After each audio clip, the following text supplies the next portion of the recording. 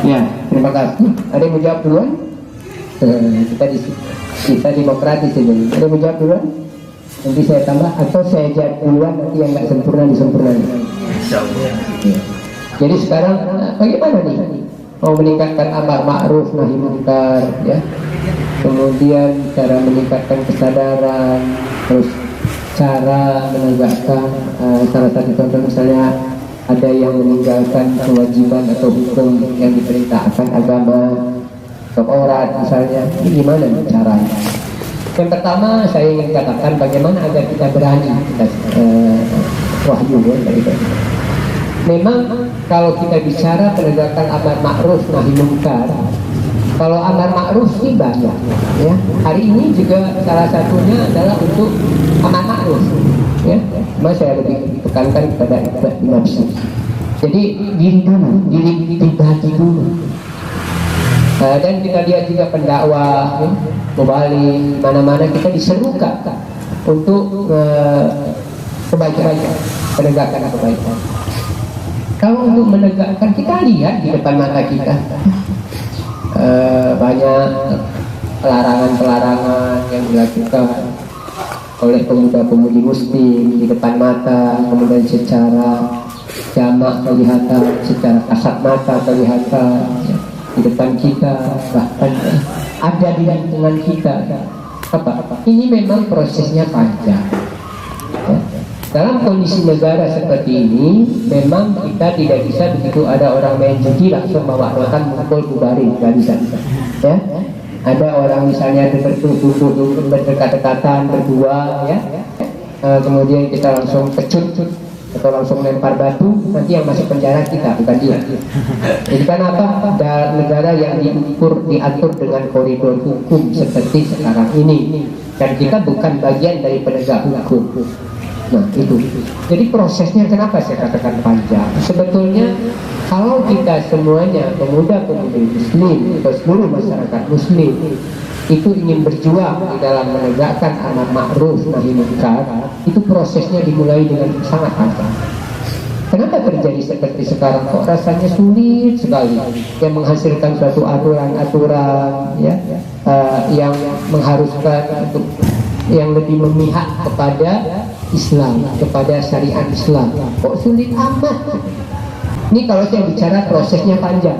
Jadi nggak bisa simsalabim hanya hari ini kita melihat. Loh kenapa? Kok hukum-hukum yang sekarang dibentuk, aturan-aturan yang dibentuk kok kayaknya tidak terlalu kuat memihak Islam misalnya, ya? Terus yang membuat hukum itu siapa? Tentu orang-orang yang ada di parlemen dan pemerintah. Jadi prosesnya panjang. Gak bisa saya katakan, kalau ada larang, jangankan kita ngasih tindakan, kita rame-rame menyeru aja, prosesnya udah salah. Harus ada izin, lapor ke polisi, jumlahnya sekian orang, harus tidak boleh anarkis, tidak boleh mencaci maki. Yang banyak tidak bolehnya ke kita, ya, yang ingin mencegah. Padahal kita ingin mencegah seseorang melakukan sesuatu yang sebenarnya secara Islam tidak boleh. Ya, satu kok, tidak boleh mesum, tidak boleh judi, minuman keras, atau pembunuhan, atau pencurian, apapun yang dilarang. Ketika kita ingin melakukan tindakan itu untuk himbauan saja, misalnya kan sekarang ada aksi-aksi damai. Sekarang saya lihat ada satu daya, pimpinan daya yang beliau resah dengan keadaan ini, sering melakukan aksi-aksi, tapi dihujat luar biasa. Dihujat itu baru kalau mau melakukan himbauan. Nanti kalau juga sudah melakukan himbauan juga prosesnya panjang, izin, semua dilapor, waktu, nggak boleh ini, nggak boleh ini, nggak bolehnya banyak sekali kepada orang yang ingin mencegah. Sementara ketika sudah mencegah, kejahatan itu pun sudah nggak tahu lagi di mana. Jadi yang saya ingin katakan adalah prosesnya panjang. Yang perjuangan, karena ini tadi disebut perjuangan. Sebetulnya kalau umat muslim ini mau berjuang, berada di dalam suatu proses untuk menuju kepada atau mempersiapkan suatu proses perjuangan kita di dalam menegakkan amar ma'ruf nahi munkar, itu sebetulnya kita harus masuk ke hampir semua sektor yang ada. Sektor politik harus masuk, ekonomi harus masuk, budaya harus masuk, sektor pendidikan harus masuk, sektor pemerintahan politik harus masuk, sektor dakwah harus masuk. Nah sekarang kita mau masuk ke sektor dakwah doang. Majelis kayak gini aja kita mau menyediakan makanan aja berat. Bukan saya kritik, saya udah dapat makanan lontong tadi, kayak telur, ya. Maksudnya contohnya begitu. Ya. Berat. Kenapa? Kita nggak kuat secara ekonomi, nggak punya modal. Kita punya orang-orang kuat yang mau mendukung majelis taklim. Sekarang enggak. Sekarang kalau bikin daya tahfiz, nah saya mau nih. Ya, yang megah, yang besar. Nah, kalau bisa nama saya sekitar 10 juta. Tapi tampilkan dong nama saya. Mau gitu. Tapi kalau majelis-majelis taklim seperti ini belum tentu orang yang mau. Kenapa? Nggak terekspos juga, nggak kelihatan. Nggak ada nama saya di situ muncul. Nggak ada diumumkan di papan pengumuman. Jadi kita nggak kuasai secara ekonomi, politik. Nah, sekarang kalau kita ingin mengatakan tadi, kok susah amat sih menegakkan aturan? Oke, amar ma'ruf siapa? Apa susahnya? Amar ma'ruf nahi munkar. Tolong ya, kamu tutup orang, udah amar ma'ruf. Ya, udah sholat belum? Amar ma'ruf. Ya, ayo kita rame-rame bantuin itu fakir miskin umat Islam tuh, anaknya hafiz, anak yatim. Yuk kita rame-rame donasi, amar ma'ruf. Tapi berani nggak mencegah orang main batu di belakang rel? Datang intan akan mainin beberapa orang, berani bawa pecut. Berani ya? Nahi munkar. Ini nahi munkar, kita mau bergerak ke nahi munkar.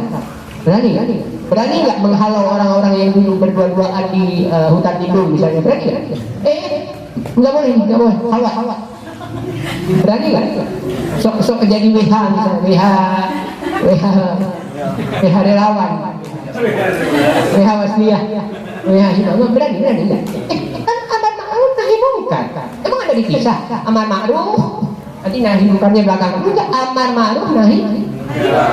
Kenapa amar ma'rufnya rame-rame kenceng kalau ngomong? Saya kenceng nih ngomong. Kalau orang nggak salah di sana, ya, orang berjudi, orang nyuri kelapa misalnya. Ada halal pasti minta, pasti dikasih. Misalnya ada orang pokoknya yang melanggar syariat Islam berani? Nggak berani, nahi munkar kan? Kenapa begitu masuk ke nahi munkar udah ketahan? Karena ada proses lain yang harus kita ikuti sebab hukum tidak di tangan kita. Ya, caranya apa? Paling menghimbau, paling menyerukan, itu nahi munkar juga, ya nahi munkar juga. Tapi tidak secara langsung, karena kita memang bukan orang yang punya kapasitas. Jadi yang ingin saya katakan, bagaimana caranya agar kita berani? Semua sektor kuasai dulu. Nah sekarang lemahnya kita di sana. Sektor-sektor politik, sektor-sektor ekonomi kita juga agak menguasai. Sekarang saya tanya, lebih senang belanja di mal-mal swalayan besar atau di warung tetangga? Di warung. Oh, benar nih. Karena cuma untuk beli korek api kan. Tapi kalau beli minyak goreng, lebih senang dong yang ada merek. Saya nggak mau sebut nama, ya etikanya. Ya nggak? Bangga nggak?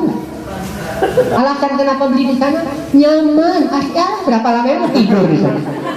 Nah, paling juga selfie. Ini yang saya ingin sampaikan hal-hal sederhana. Ya nggak? Lebih senang mana? Saya tanya. Saya sering katakan, udahlah beli di samping aja, di toko-toko sebelah, di toko, di warung-warung uak-uak itu. Ada nggak kalian mengkampanyekan itu? Saya sudah persiapkan postingan. Cuma saya jarang ke ini ya, ke swalayan. Enggak. Oke, kita senang belanja ke swalayan. Saya tanya lagi, pilih swalayan mana? Swalayan yang muslim apa non muslim? Iya sih, di mulut, ya di mulut. Tergantung mana yang dekat. Cuma itu pertimbangannya. Nggak mikir nih untuk peningkatan ekonomi muslim. Kenapa sih kalau jauh sedikit? Buat kita ini, di tempat dia pelayanannya baik, udahlah sabar. Nanti kalau dia udah maju baik juga. Oh di sana lebih murah, murahnya berapa? 2.000, udahlah 2.000 itu anggap infak. Pikirin nggak? Memang nggak dipungkiri di tempat orang lain itu kadang lebih murah. Ya, kenapa? Mereka mengkapitalisasi punya apa modal. Mereka memonopoli gitu. Mereka konglomerasi, mereka konglomerat. Mereka punya modal yang besar. Ya, saking semangatnya membela ekonomi dijual. Sadar dong, sadar, ayo sadar, bangun. Ya, udahlah biasakan aja beli tempat uang, udahlah biarlah 1.000-2.000 dia lebih mahal. Namanya juga modal kecil-kecilan kok. Ya, untuk hari ini belanja hari ini untuk jualan besok, laku besok belanja besok untuk jualan besoknya. Dari mana dia bisa jual murah? Enggak, udahlah biasain dari sekarang. Dukunglah perekonomian orang muslim. Nggak apa-apa mahal dikit, nggak apa-apa kalau kita belanja mukanya manyun, nggak, biarin lah, udah, namanya juga uang, udah, ya, ini kita yang laki-laki kemana, ke mall-mall, kenapa? Paling juga ngeliat yang itu. Iya nggak? Udahlah, korbanin itu perasaan-perasaan yang kayak gitu. Sekarang kita kuatkan, ya, aku akan membela ekonomi muslim. Ini nggak ada yang suarain, ini suarakan di media-media. Ya, kalian belanja sayur itu di pasar ikan, posting. Bangga belanja. Saya mau buat tagar gitu kayaknya, bukan tagar lah apa? Ya, belanja, bangga belanja di warung tetangga. Itu buat. Ya, iya. Apa? Tagline. Hashtag. Buat hashtag. Ya, kalau foto belanja di ini, ya, belanja. Kan kalau kita posting nggak apa-apa karena nggak ada direct tokonya, tapi jangan serang toko orang lain, ya. Jangan kalian ini nanti buat hashtag malah. Saya nggak dikasih apa-apa sama nyak-nyak yang jualan itu, nggak kenal, ya. Jadi besok banggain, nggak usah di mall besar kalian foto posting. Aku lagi di sini, kamu ada di mana? Apa urusannya? Ya, tampil pula merek-merek dagang orang, iklan kali mau jadi apa namanya sekarang, endorse, dibayar, cuma dapat jeruk satu, bangga. Ekonomi muslim itu penting, ya. Jadi mulai sekarang kalau perlu tebarkan hashtag, ya, bangga lah jadi kebun tetangga. Jangan cuma beli korek api, tenteng gitu ya, tenteng. Ya, ada gula, ada kelapa, ada macam-macam di situ. Ya, minyak kemasan ke apa? Ada minyak kemasan di warung-warung tetangga. Ya, buat di situ hashtag. Ya, begitu juga pasar-pasar. Beli sama nyak-nyak itu yang tua-tua. Barangkali dia punya anak yatim yang dibiayai. Kita nggak tahu. Ya, ini konglomerat terus. Kalau harus belanja di mall atau swalayan, cari swalayan muslim. Jadi apa yang bisa? Himbauan saja. Ya, himbauan melalui apa? Melalui media-media. Himbau. Amar ma'rufnya oke, kita bisa mungkin langsung tadi dulu ya, kita diri sendiri dulu. Kemudian kalau ini ya paling tidak himbauan. Lebih dari itu sampaikan pesan-pesan itu ke masyarakat. Kita boleh dong himbah, misalnya membuat surat, melihat suatu kondisi ada penyimpangan, kita buat surat kepada wali kota. Wali, mohon perhatiannya bahwa kami melihat menyaksikan sekarang ada fenomena terjadi pelanggaran saya di sini, mohon menjadi perhatian. Itu juga udah nahi munkar. Jadi kalau udah nggak punya kewenangan terus diam saja, nggak, tetap ya. Kemudian syuhada. Kita harus sadar dulu dengan kondisi yang ada sekarang. Kan saya sudah katakan tadi, peran umat Islam itu, pemuda-pemuda Islam itu bagaimana? Bagaimana di dalam perjuangan? Yang pertama kenali dulu kita ini siapa? Pemuda-pemudi Muslim. Sadar dulu kita. Kondisi yang ada kan saya sudah katakan sedang tidak baik-baik saja. Ya, sedang tidak baik-baik saja. Nah, cara meningkatkan kesadaran itu apa? Yang pertama diri kita sendiri dulu, ya. Diri kita sendiri dulu, kemudian cobalah berjuang di ruang lingkup terkecil dulu, supaya makin lama nanti makin besar. Yang dilakukan hari ini adalah sebagai salah satu cara untuk bagaimana kita meningkatkan kesadaran diri kita dulu. Ini dalam skop yang lebih kecil, ya. Sadarkan orang-orang, sadarkan teman-teman terdekat, sadarkan di keluarga kita. Yang paling penting sadarkan diri kita. Kita belum baik-baik amat kok, ya. Kita belum jauh masih, ya. Jangan bangga dulu. Kalau udah sholat 5 waktu jangan bangga, karena sholat kita juga belum tentu benar, gitu ya. Tapi sholat terus, ya sholat terus. Banyak dengan amalan-amalan lain. Ada tingkatkan kepedulian kepada orang lain, ya. Tumbuhkan kesadaran. Paling tidak ada rasa, ya. Ada rasa untuk bagaimana merasa terganggu kalau melihat suatu kemungkaran terjadi di tengah-tengah kita. Itu memang sudah lemah iman, ya. Kita nggak punya. Kalau memang tadi Presiden nanya apa ya? Identitas, mengenali identitas. Oke. Tadi saya mau sambung, makanya identitas ya. Oke. Nah, sekarang bagaimana meningkatkan diri sendiri, kesadaran? Dan saya kaitkan dengan yang kamu katakan. Mencegah kemungkaran ini kan paling tidak ini ada 3, gitu ya. Kalau sanggup dengan kekuasaan, kalau memiliki kewenangan, itu dengan kekuasaan. Mencegahnya dengan kekuasaan. Kalau saya WH, ada kemungkaran, saya punya hak untuk membubarkan itu. Karena apa? Ada kekuasaan. Nah sekarang bagaimana supaya kita berani, supaya kita sadar? Nah sekarang kita gagal di dalam menempatkan para penguasa-penguasa yang punya kewenangan itu orang-orang yang mendukung terhadap pencegahan nahi munkar, pencegahan kemungkaran. Ini jadi kalau mau sadar dari awal. Jangan udah nempatin orang yang nggak becus nempatin, terus kita juga yang kita pilih itu kita pula yang sibuk nyerang. Saya bilang diam aja, udah selesai urusannya, kamu udah milih dia, udah tenang. Nggak usah kamu yang kritik. Kan kita yang milih. Makanya lihat posting saya. Politik katanya kotor. Siapa sih yang mengotorkan? Termasuk kita. Ada postingan saya katakan begitu. Nggak usah sibuk bicara politik kotor. Yang mengotorin juga kita kok. Milih gara-gara sembako. Ya enggak? Siapa yang ngotorin politik? Kita. Jadi nggak usah sok-sok kritis dalam hal itu. Kalau mau kritis, tunggu nanti pada musim politik, musim pilkada. Ayo, pada saat pemilihan kita rangkum begini, evaluasi ini siapa yang akan kita pilih. Lihat latar belakangnya, lihat apa ininya, track recordnya. Ini bela ini sama apa enggak? Nggak mudah, ya nggak mudah. Sekarang ada ulama-ulama sudah mulai mengubah partai politik. Orang-orang udah bilang, ngapain ulama berpolitik? Terus ulama diam aja. Emang kalian dengar kalau ulama jadi? Kalian dengar? Kalau ulama ngelarang itu kan ikut? Belum tentu kan? Ya udah biar ulama membuat ini sendiri. Karena dia sudah melihat, sudah mulai resah nih. Ya, sudah mulai resah. Ini kayaknya udah gak mungkin lagi nih dibiarkan di sini. Ulama memang nggak boleh katanya nggak boleh berpolitik, tapi ketika ulama memberikan teguran, memberikan masukan, memberikan arahan, nggak didengar juga. Jadi ulama nggak boleh berpolitik terus diam aja, nggak boleh ngomong apa-apa. Ini salah, ya. Makanya saya ingin katakan bahwa kalau memang kita berani, kita membangkitkan kesadaran ini dari awal. Ini panjang ceritanya, nggak mungkin bicara di forum seperti ini karena saya sedang menyusun satu proses bagaimana melakukan penyadaran politik kepada generasi muda.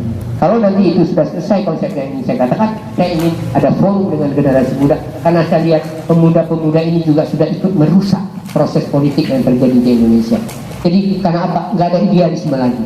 Kalau dulu kita tegakkan idealisme, yang penting adalah berani berkata benar dan tidak takut melawan kesalahan yang salah. Kalau sekarang udah enggak, ya berani karena dibayar. Dan itu bukan pemuda, dan itu sudah terjadi kerusakan, kedangkalan idealisme dari manusia. Dan ini berbahaya secara jangka panjang dan bisa memunculkan ketimpangan. Tadi Rosida bagaimana ingin meningkatkan identitas diri? Kan saya sudah bilang, yang pertama kenali dulu siapa kita. Kita pemuda muslim. Terus kalau pemuda muslim identitasnya apa? Lihat bagaimana syariat mengatur tentang identitas pemuda muslim. Dari situ aja pedomannya. Coba lihat syariat. Ini pakaian saya, kalau saya sudah benar pasti, ya benar sekali pun, ya berat untuk kejat lagi di luar, ya nggak peci. Nah perempuan itu sampai sebetulnya nggak boleh menunjukkan lekuk tubuh, ya kan? Itu lihat, ini kita harus terbuka, ya. Bagaimana pakaian wanita, dia harus longgar, ya. Dia boleh menunjukkan lekukan tubuh. Nah ini diikuti. Anak himah itu harus menjadi pelopor gitu. Gak usah malu, cantik kok kalau misalnya pakai jilbab besar. Ini maaf ya, bukan mengkritik, tapi memberitahu dan mengkritik sedikit. Tenang aja jelas. Ya, Paling tidak saya harus katakan, ya. Misalnya, kan ya, bukan ngomongin intan, kan udah bagus. Kadot lagi. Jadi yang ingin saya katakan begitu. Seperti apa identitas Muslim? Terus adabnya seperti apa? Bicaranya seperti apa? Jadi kalau memang ingin mengambil identitas lima, ambil aja identitas Muslimnya. Begitu juga yang laki-laki, ya. Yang laki-laki bicaranya seperti apa? Ada. Gara-gara saya bilang gak ada kulit, langsung ada kulit. Jadi malu kita nih. Jadi begitu ya.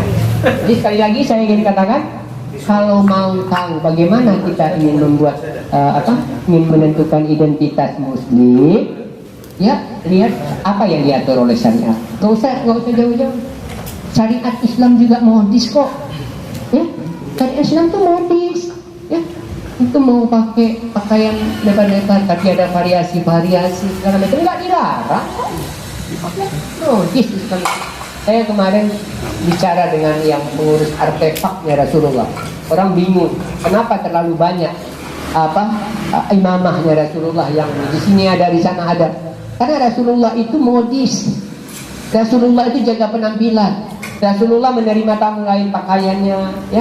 Beliau tubuh keringatnya wangi, tapi beliau juga suka memakai wangi-wangian. Padahal tubuhnya beliau sendiri sudah wangi.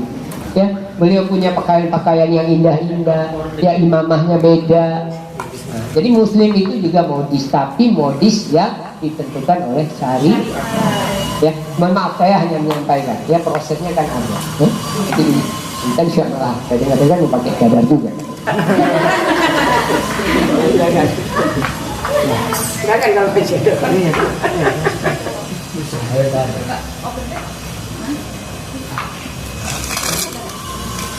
Terima kasih kepada Ayahanda yang telah berdialog, yang mana tadi timbul tanya jawab daripada sahabat-sahabat yang bertanya bagaimana mencegah amar ma'ruf nahi munkar bagi seorang pemuda, dan juga tadi ada pertanyaan juga dari syuhada, bagaimana sadar pemuda untuk meningkatkan kesadarannya, dan ketiga tadi ada dari Rosida, bagaimana cara mengenali identitas mereka, menjaga akidahnya. Luar biasa telah dijawab tadi oleh Ayahanda. Mungkin cara kita telah kita jawab tadi, maka berakhirlah acara kita ini. Sebelum acara ini ditutup, mari sama-sama kita untuk menutup acara dengan dipimpin doa oleh sahabat Rizky kepada sahabat Rizky. Oh, gimana dah? Oh, Pak, Rizky lagi makan. Bentar, saya mau tambah. Boleh ya, kan? Jadi yang tadi kan saya dialognya lepas saja, ya. Lepas saja. Yang pertama jangan ada yang tersinggung, ya. Yang kedua, kalau ada hal-hal ini internal, ya. Kalau ada hal-hal yang menyebut ada sedikit mengarah politik itu tidak diekspos, ya. Tidak diekspos karena kita bicara internal. Ya, jangan nanti orang salah paham, ya, salah tafsir. Karena saya harus bicara. Karena sekarang banyak orang yang takut bicara, harus diam. Sebenarnya harus lebih keras lagi karena di masjid kita nggak pernah takut mic-nya keluar. Ada hal lain sebetulnya. Nanti ada forum-forum, dibuat forum-forum yang lebih kritis. Ya, bagaimana kita menyikapi kondisi-kondisi yang terjadi hari ini. Karena menurut saya sedikit waktu. Tadi mungkin saya lebih banyak mengulang-ulang hal-hal penting sehingga berulang-ulang. Saya juga mohon maaf. Kenapa? Forum semacam ini, ya, ini harus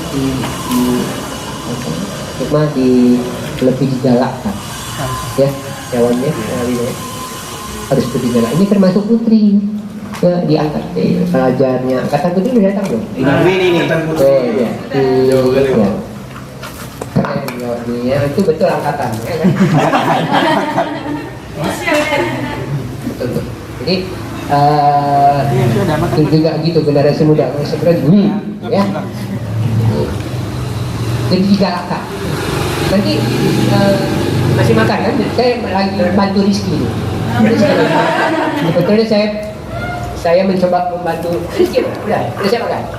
Bantu Rizky mengisi waktu supaya jangan kelihatan kali kita nunggu dia. Jadi digalakkan forum-forum saya. Siap. Udah Rizky. Siap, saya udah bantu nih. Ya, mohon maaf ya sekali lagi ya. Siap.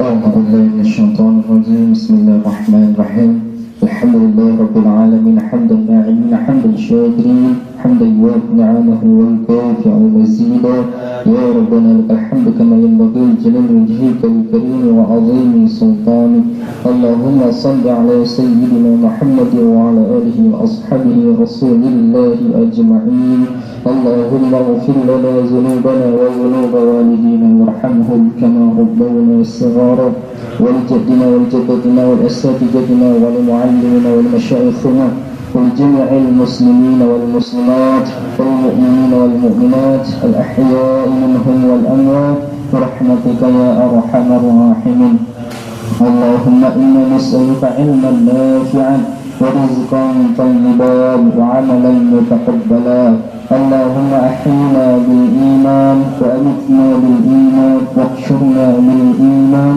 وأدخلنا الجنة مع الإيمان اللهم سبقنا مع الإيمان وفضل لنا من الجن مع الإيمان اللهم فقهنا في الدين اللهم فقهنا في الدين اللهم فقهنا في الدين وعلمنا تأويل اللهم إنا نسألك السلامة في الدين والدنيا والآخرة وعافية في الجسد وزيادة في العلم وبركة في رزق وتوبة قبل الموت ورحمة عند الموت ومغفرة بعد الموت اللهم هون علينا يا الله في سكرات الموت والنجاة من النار والعفو عند الحساب ربنا ظلمنا أنفسنا وإن لم تغفر لنا وترحمنا لنكونن من الخاسرين ربنا آتنا في الدنيا حسنة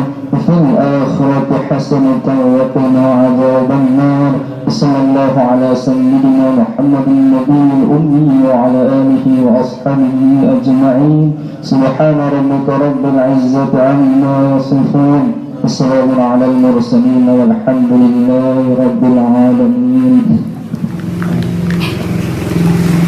Terima kasih kepada sahabat Rizky masalah kita dan doa semoga acara kita ini dapat diberkahi oleh Allah Subhanahu wa taala. Amin. Sekian, terima kasih. Mungkin dalam saya membawa acara terdapat kesalahan, saya mohon maaf yang sebesar-besarnya. Nasrun minallah wa fathun qarib wa basyiril mu'minin. Assalamualaikum warahmatullahi wabarakatuh.